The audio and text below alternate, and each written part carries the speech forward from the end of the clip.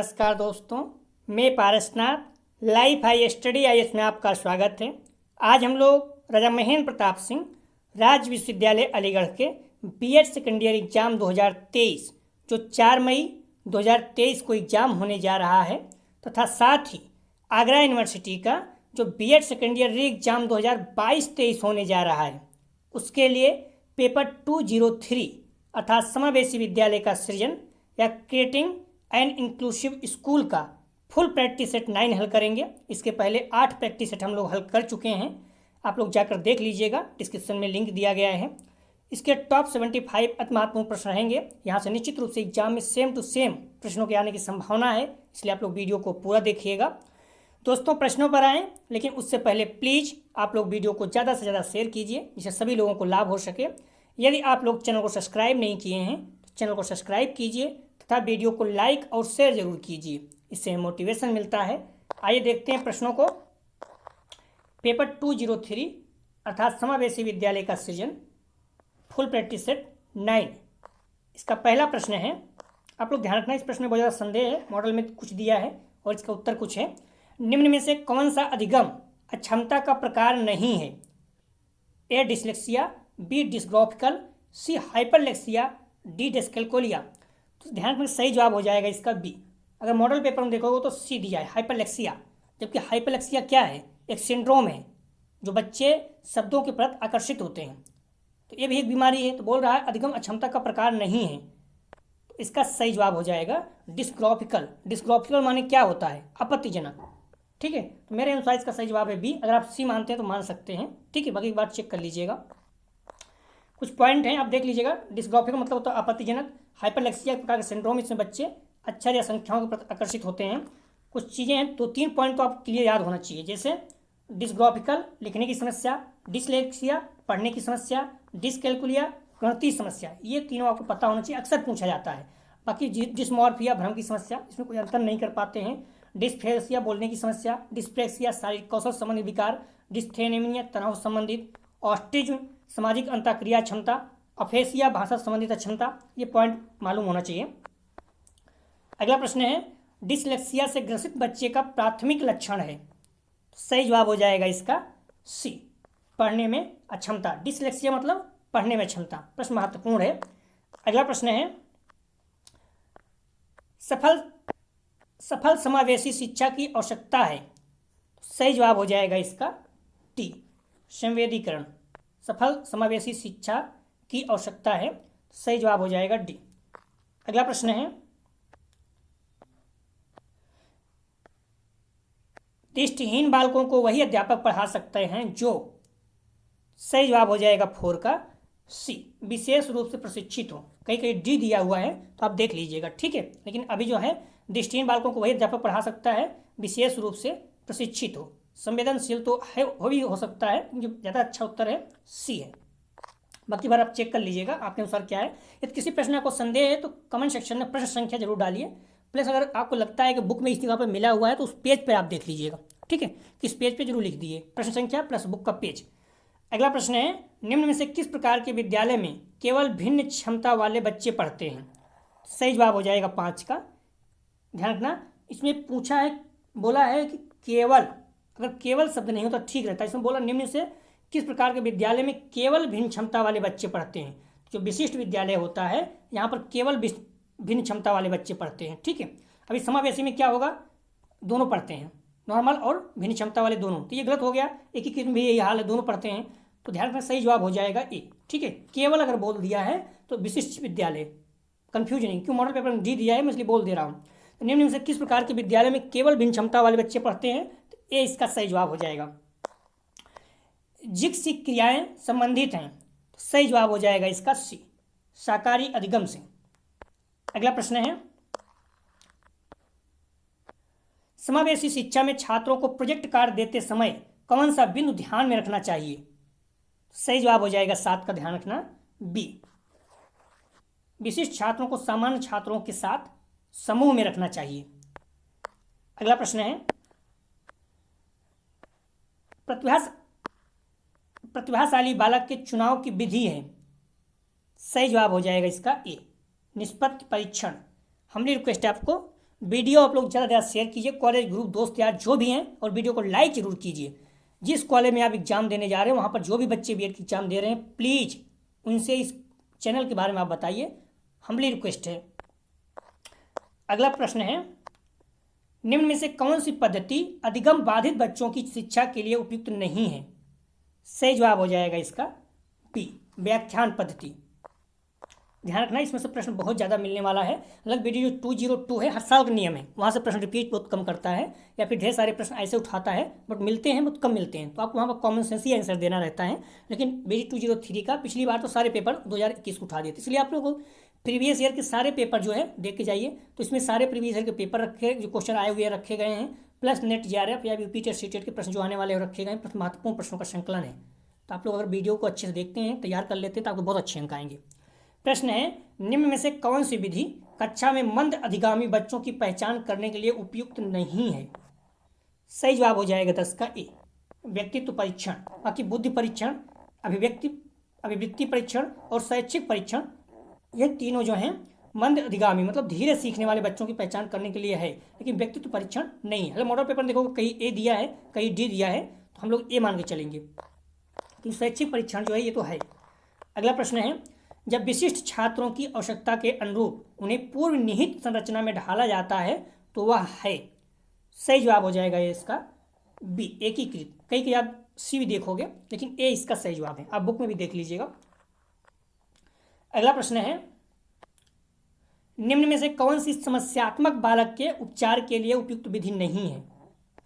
सही जवाब हो जाएगा 12 का बी, बालकों की समस्याओं के प्रति कठोर दृष्टिकोण, ये नहीं है, निगेटिव पॉइंट नहीं होती है। अगला प्रश्न है, किस शिक्षा में विशिष्ट आवश्यकता होने या न होने पर भी विशेष रूप से ध्यान दिया जाता है? किस शिक्षा में बात कर रहा है? सही जवाब हो जाएगा सी, निर्देशात्मक शिक्षा में। अगला प्रश्न है, निम्न में से कौन सा निर्देशात्मक शिक्षा की विशेषता नहीं है? सही जवाब हो जाएगा 14 का बी, या परीक्षा से पूर्व किया जाता है। अगला प्रश्न है, राष्ट्रीय माध्यमिक शिक्षा अभियान प्रारंभ किया गया? सही जवाब हो जाएगा बी, 2009 में। अगला प्रश्न है,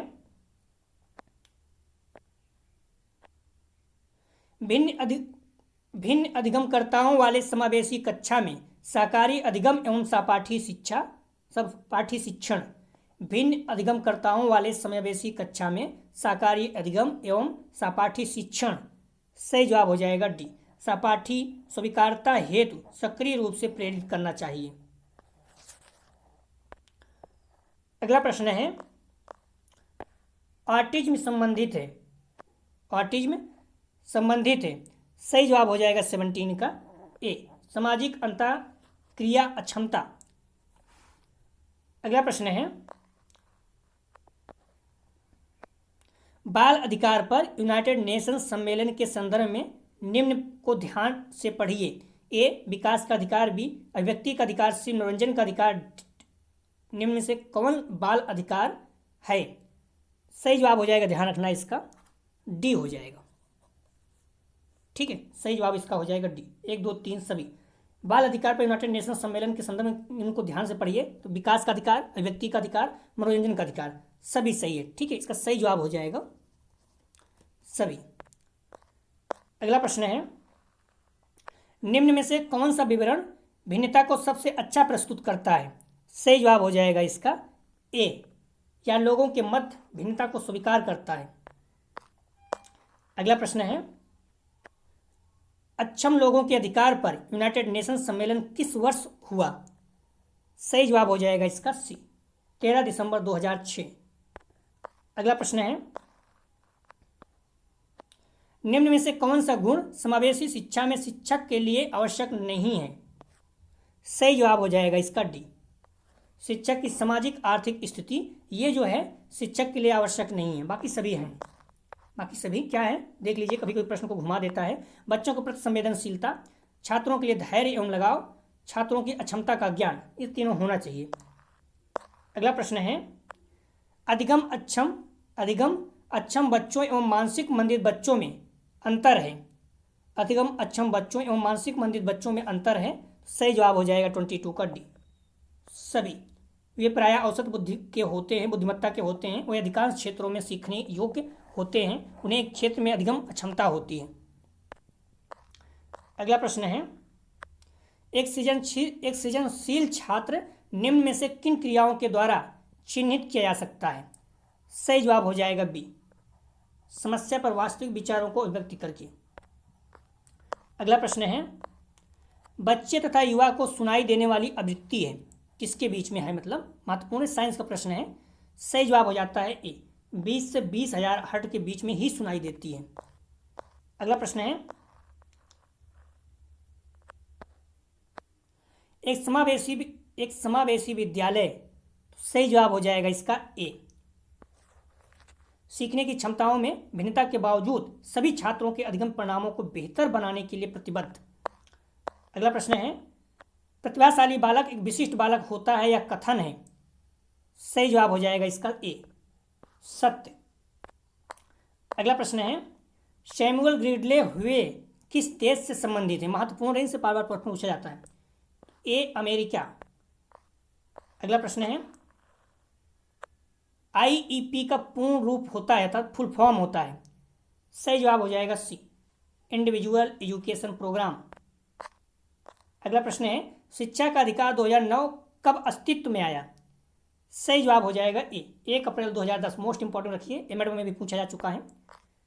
अगला प्रश्न है, एससीईआरटी का पूर्ण रूप क्या है? सही जवाब हो जाएगा C, state council of education research and training. DIET का पूर्ण रूप क्या है अर्थात डाइट? सही जवाब हो जाएगा ए, जिला शिक्षा एवं प्रशिक्षण संस्थान। अगला प्रश्न है, एसएसए का पूर्ण रूप क्या है? सही जवाब हो जाएगा बी, सर्व शिक्षा अभियान। अगला प्रश्न है, विकलांगजन अधिनियम किस वर्ष से संबंधित है? सही जवाब हो जाएगा ए, 1995। अगला प्रश्न है, श्रवण बाधित को किसमें मापा जाता है?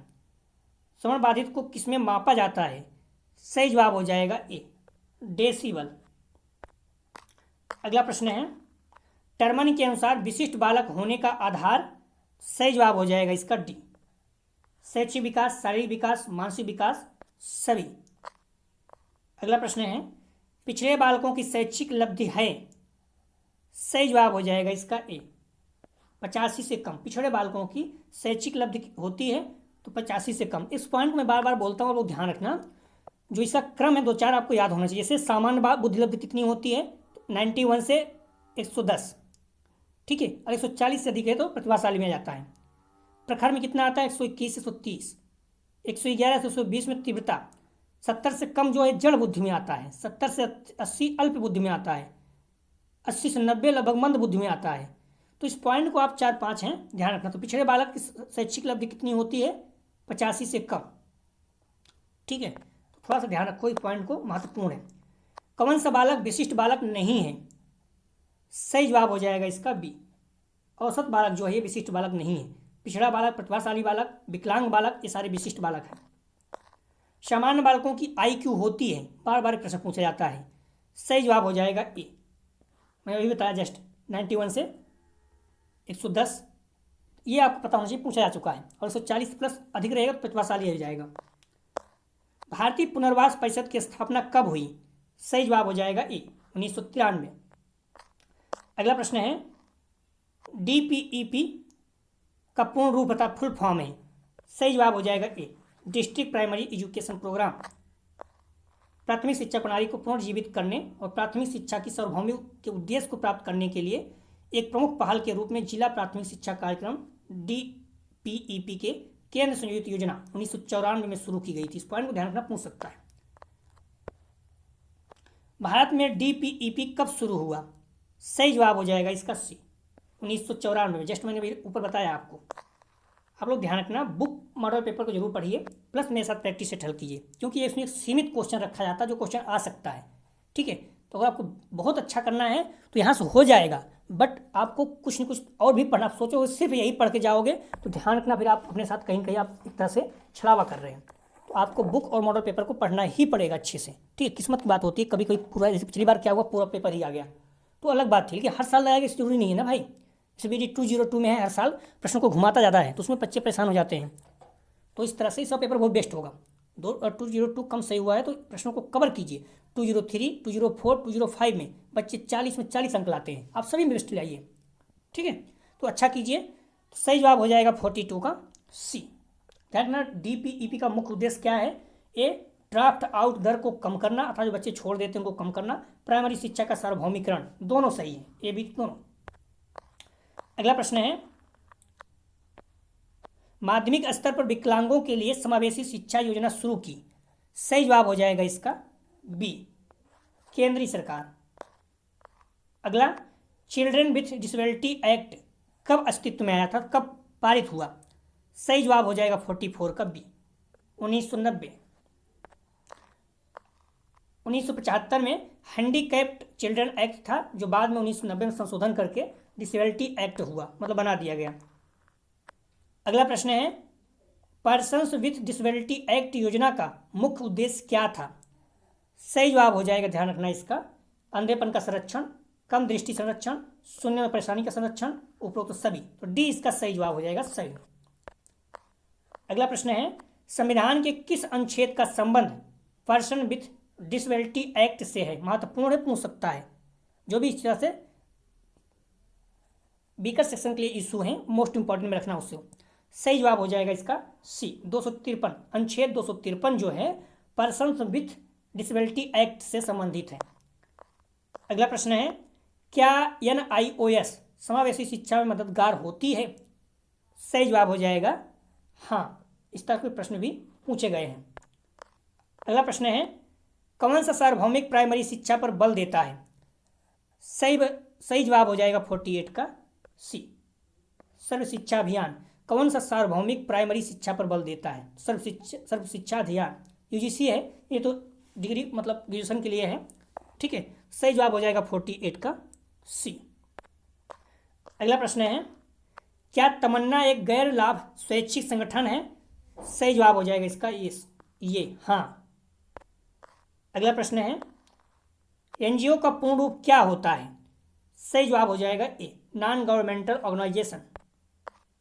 अगला प्रश्न है, कक्षा गतिविधियों के लिए उत्तरदायी कारक हैं? सही जवाब हो जाएगा इसका डी, ये सभी सामाजिक कारक, आर्थिक कारक, वंशानुगत कारक सभी ध्यान रख, कक्षा गतिविधियों के लिए। अगला प्रश्न है, कक्षा गतिविधियाँ होती हैं? सही जवाब हो जाएगा 52 का। देखिए मेरे अनुसार सी हो जाएगा, ठीक है। कुछ बच्चे बोलते हैं ना, तो कक्षा गतिविधियाँ होती हैं, तो मैं अभी सी मान चल रहा हूँ, पर आप चेक कर लीजिएगा प्लीज। अगला प्रश्न है, विविधता युक्त कक्षा को पढ़ाया जाना चाहिए? सही जवाब हो जाएगा इसका सी, विविधताओं का सम्मान करके। अगला प्रश्न है, शिक्षा का अधिकार अधिनियम के अंतर्गत कक्षा विविधताओं को, सही जवाब हो जाएगा इसका ए, स्वीकार किया गया है। अगला प्रश्न है, शिक्षक को कक्षा विविधताओं के प्रति कैसा होना चाहिए? सही जवाब हो जाएगा डी, संवेदनशील, जागरूक, जानकार। अगला प्रश्न है, समावेशी शिक्षा के अंतर्गत किस प्रकार के बालक पढ़ते हैं? सही जवाब हो जाएगा 56 का सी, विशिष्ट एवं सामान्य दोनों बालक जो है समावेशी शिक्षा के अंतर्गत पढ़ते हैं। अगला प्रश्न है, निम्न में से कौन से बालक विशिष्ट नहीं होते? पूछ रहा है विशिष्ट नहीं होते। सही जवाब हो जाएगा 57 का सी, सामान्य बालक विशिष्ट नहीं होते, मंदबुद्धि बालक, प्रतिभाशाली बालक, अष्ट दिव्यांग बालक, ये सारे विशिष्ट होते हैं। महत्वपूर्ण में रखिएगा, प्रश्न पूछा जा चुका है, बार बार पूछा जाता है। समावेशी शिक्षा के लिए किस श्रेणी की दिव्यांगता उपयुक्त है? सही जवाब हो जाएगा 58 का हल्की दिव्यांगता। ध्यान रखना, समावेशी शिक्षा के लिए हल्की दिव्यांगता उपयुक्त है, ठीक है। गंभीर दिव्यांगता है तो फिर ये विशिष्ट में चला जाएगा, ठीक है।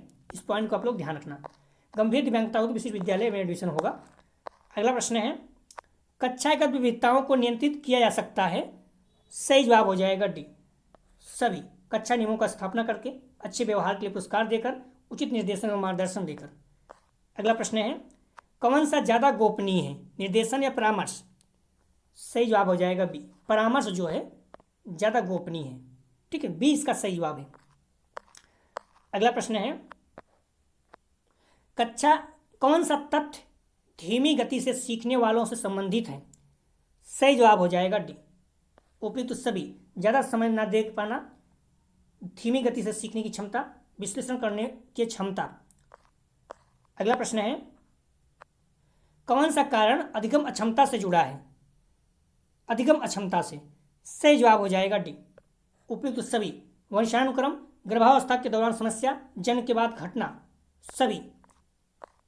अगला प्रश्न है, कौन सा मानसिक मंदता का मुख्य कारण है? सही जवाब हो जाएगा इसका सी, ए बी दोनों, अनुवांशिक और पर्यावरणीय स्थितियां दोनों। अगला प्रश्न है, CREDE में सी का मतलब है, CREDE में सी का मतलब होता है। सही जवाब हो जाएगा 64 का ए, सेंटर। अगला प्रश्न है, मानसिक रूप से कमजोर बच्चों की बुद्धिलब्ध प्रसार कितना होता है? सही जवाब हो जाएगा इसका सी, 50 से 70। ये प्रश्न बार बार पूछा जाता है, मानसिक रूप से कमजोर बच्चों की बुद्धिलब्धि कितनी होती है? 50 से 70। तो आप लोग थोड़ा ध्यान रखना इसको, ठीक है। IQ का सूत्र होता है, यहाँ भी पूछ सकता है, सेकंड पेपर में तो है ही। IQ का सूत्र होता है, मैं पहले बता चुका हूँ, IQ बराबर क्या होता है? IQ बराबर क्या होता है? MA/CA × 100। ये आपके दिमाग में हमेशा याद होना चाहिए, रटा होना चाहिए मुख पे। IQ बराबर क्या होता है? MA/CA × 100, या फिर मानसिक आयु अपान शारीरिक आयु × 100। भूलना नहीं इसको, ठीक है, कुछ भी पूछ सकता है। अगला प्रश्न है, निर्देशन का कौन सा प्रकार है? सही जवाब हो जाएगा 67 का, ध्यान रखना डी, उपयुक्त सभी। शैक्षिक निर्देशन, व्यवसायिक निर्देशन, व्यक्तिगत निर्देशन। अगला प्रश्न है, परामर्श की प्रकृति होती है? सही जवाब हो जाएगा इसका ए, बाल केंद्रित। अगला प्रश्न है, किसकी मदद से भारत का विकास किया जा सकता है? सही जवाब हो जाएगा बी, भाषा प्रयोगशाला। किसकी मदद से भाषा का विकास किया जा सकता है? तो भाषा प्रयोगशाला से, ठीक है, भाषा प्रयोगशाला से भाषा की मदद की जा सकती है। अगला प्रश्न है, किसने survey of education of gifted children लिखी? सही जवाब हो जाएगा ए, हेविंगहर्स्ट। अगला प्रश्न है, 20/20 विजन का अर्थ होता है? सही जवाब हो जाएगा सामान्य दृष्टि। अगर आपके आंख का रेंज जो है 20/20 सही है सब कुछ। विकलांगता का कारण कौन सा है? चोट, दुर्घटना, बीमारी, सभी। सही जवाब हो जाएगा डी, सभी। अगला प्रश्न है, विशिष्ट ऐसा व्यक्ति है जिसकी शारीरिक, मानसिक, बुद्धि, इंद्रिय, मांसपेशियों की क्षमताएं अनोखी हैं, क्या कथन है? सही जवाब हो जाएगा डी, हेबेट एंड फॉरनेस का, डी इसका सही जवाब है, हेबेट एंड फॉरनेस का। अगला प्रश्न है, निम्न में से कौन सा विशिष्ट बालकों का एक प्रकार है? सही जवाब हो जाएगा बी, प्रतिभाशाली बालक। विशिष्ट बालकों को पूछ रहा है, ठीक है, प्रतिभाशाली बालक जो होते हैं विशिष्ट बालक होते हैं। अगला प्रश्न है, किसने विशिष्ट आवश्यकता वाले बच्चों को दुर्लभ गुणों वाला बच्चा बताया? तो सही जवाब हो जाएगा इसका, ध्यान रखना ए, हेबिट ने। दोस्तों यह था BD 203 का फुल प्रैक्टिस सेट 9। अगला जो हम लोग सॉल्व करेंगे 10। तो आप लोग बुक और मॉडल पेपर को अच्छे से पढ़ते रहिए, इतना समय है, और अपने जो भी है अच्छे से वीडियो को तैयार करते रहिए। हमारी रिक्वेस्ट है आप लोग वीडियो ज़्यादा शेयर कीजिए, कॉलेज ग्रुप दोस्त यार जो भी है, और जिस कॉलेज में आप एग्जाम देने जाते हैं प्लीज़ जो भी बच्चे हैं सभी बच्चों को इस चैनल के बारे में बताइए, इससे सभी लोग को लाभ हो सके। और प्लस आप जो जूनियर होंगे फर्स्ट ईयर में जिस कॉलेज में पढ़ रहे हैं उनको भी इस चैनल के बारे में बताइए, क्योंकि जो सेकंड सेमेस्टर एग्जाम होगा 20 जून से, उसे भी हम लोग शुरू करेंगे। फर्स्ट सेमेस्टर बहुत अच्छा हम लोग मेहनत किए हैं, तो निश्चित रूप से आपको लाभ होगा। डिस्क्रिप्शन और कमेंट सेक्शन दोनों जगह पर टेलीग्राम और ग्रुप का लिंक दिया गया है, आप लोग ज्वाइन कर लीजिए, जिससे आपको वीडियो नोटिफिकेशन और पीडीएफ प्राप्त हो सके। प्लीज़ हमारी रिक्वेस्ट है वीडियो को लाइक जरूर करें। वीडियो देखने के लिए धन्यवाद दोस्तों।